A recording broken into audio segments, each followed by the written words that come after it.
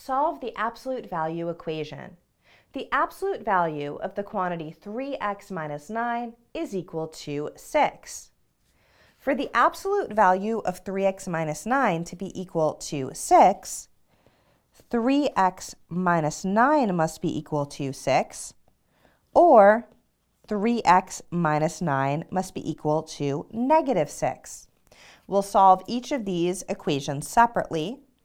We'll start with 3x minus 9 equals 6, and we'll add 9 to both sides to get 3x is equal to 15. We then divide both sides by 3 to get x is equal to 5. We'll then solve 3x minus 9 is equal to negative 6. We add 9 to both sides to get 3x is equal to 3. And then we divide both sides by 3 to get x is equal to 1. We can check both of these solutions by substituting them into the original equation. If x is 5, then we have 3 times 5 minus 9, which is 6.